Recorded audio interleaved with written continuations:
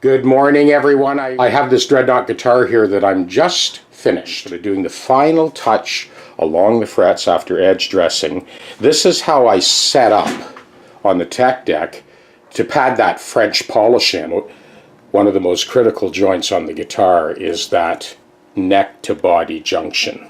So you've seen in the previous videos how much trouble I went to get that fingerboard extension and the very end of the fingerboard along the other side, the actual dovetail itself, to get a perfect joint.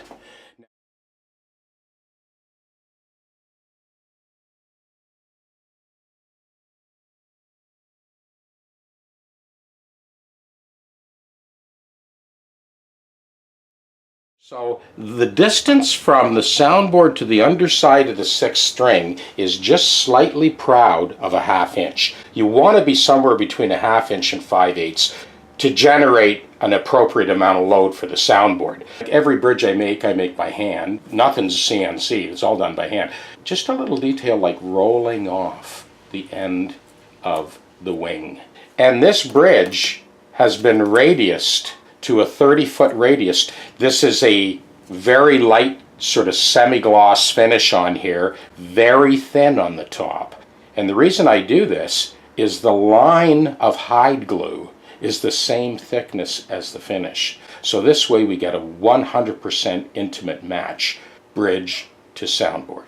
I use a very thin flamenco tap plate for the soundboard instead of a regular plastic pick guard.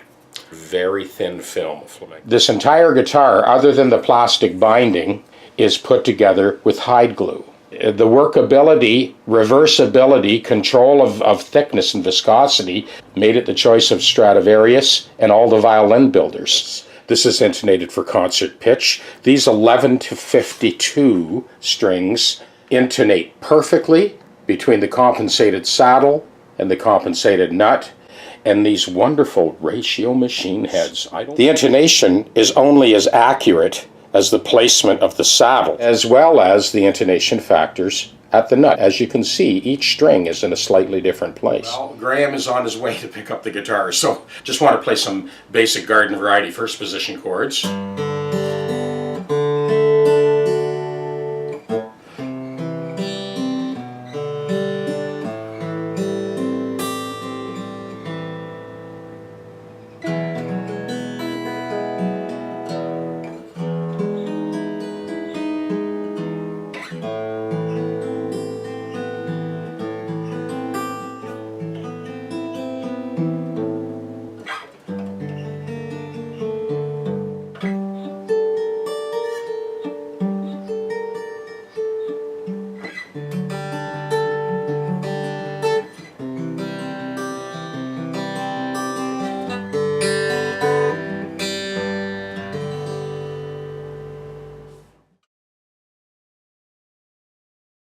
The Rosewood Dreadnought is done.